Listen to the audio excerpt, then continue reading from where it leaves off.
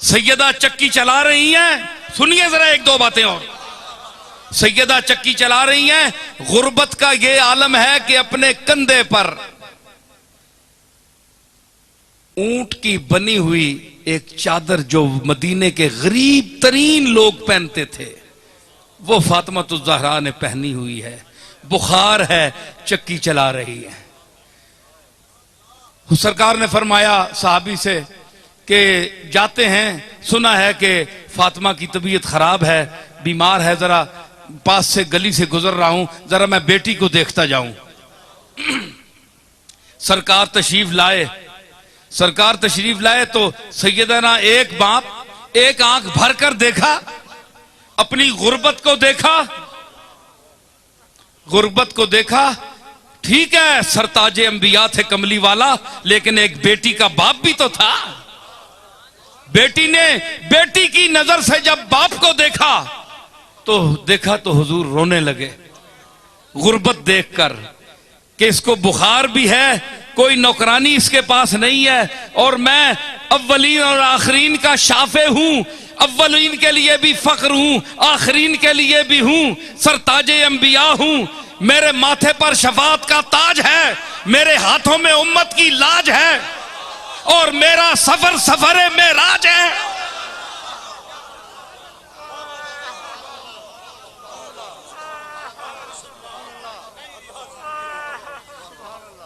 इतनी शान वाला नबी, इतनी आन वाला, इतने जाहो जलाल वाला, जिसके रास्ते अंबिया देखें, और बेटी का ये आलम कि एक गरीबों का छोटा सा कंबल कंधे पर रखकर बैठी है, गरीब है, कुछ भी नहीं है। मेरे मालिक तू देख रहा है मोहम्मद की गरीबी को, जिसके हाथ में सब कुछ है लेकिन हाथ खाली है। इतना दिया है कि हाथ खाली हो गया। रोए सरकार, बाप सर पर खड़ा है, बेटी बैठी है, आपने सैयदा ने गर्दन झुकाई हुई है, हुजूर खड़े हैं। हुजूर फरमाया या फातिमा तो इस्बिरी अला मरारत दुनिया ले नईमिल आखिरा।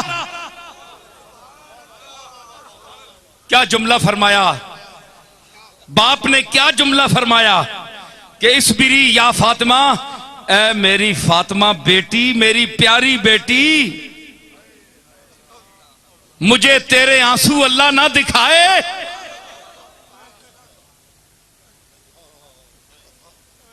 मैं तेरे लिए रो रहा हूं, मगर तेरा और मेरा फक्र, गरीबी अल्लाह को मकबूल है।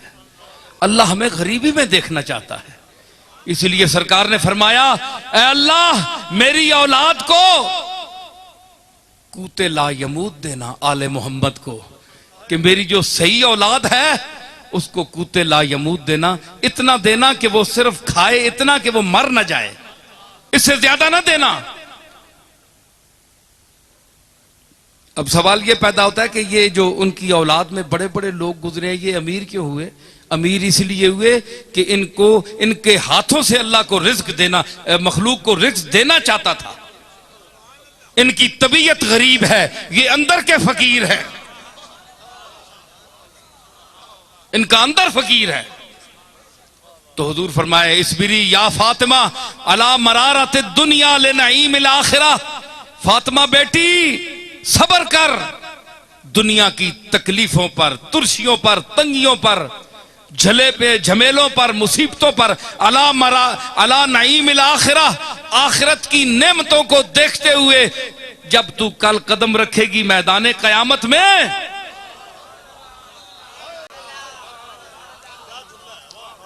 एक और हदीस का जुमला मैं इसके साथ मिला रहा हूं, यहां सरकार की बात खत्म हो गई। तो कल जो कयामत के दिन रखेगी तू कदम, कयामत के दिन मैदान महशर में, फातिमा तू अपने मकाम को देखना। ये जो गरीबी का कंबल तूने ओढ़ा हुआ है, जे तमन्नाओं की, आरजुओं की दुनिया लेकर जो बाप के चेहरे को देख रही है, यही बाप होगा। बाप तेरा मकाम महमूद पर खड़ा होगा।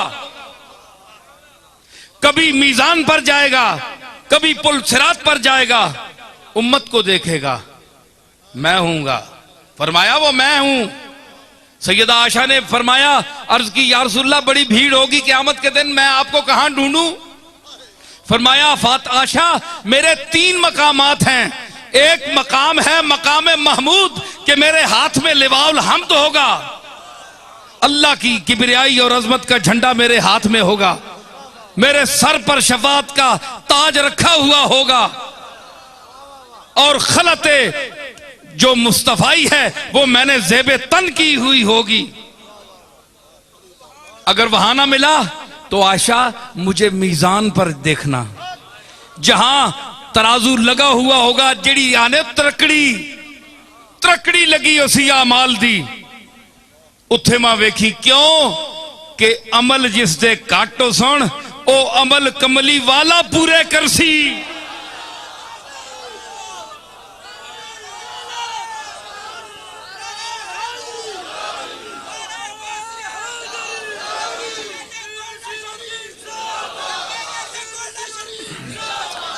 मैंने क्या कहा कि कमली वाला उस वजन को पूरा करेगा। एक दूसरे ज़हन का आदमी था, मैंने ये बात की, उसने कहा कमली वाला किस तरह उस वजन को पूरा करेगा, मुझे समझाओ।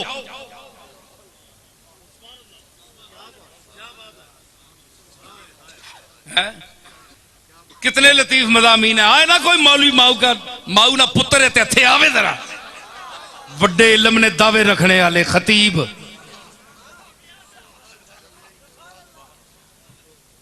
एक करम है कमली वाले दा डायरेक्ट अता हो रही है। तो क्या मैं अर्ज कर रहा हूं, उसने कहा कि कैसे वजन डालेगा। मैंने कहा कमली वाला खड़ा होगा आकर, कमली वाला खड़ा होगा। कमली वाले की निगाह जब मीजान पर पड़ेगी तो निगाह का इतना वजन है कि पलड़ा झुक जाएगा, और कमली वाले की निगाह पाक है, पाक निगाह पड़ेगी तो उसका पलड़ा झुक जाएगा और बंदा सीधा जन्नत में जाएगा।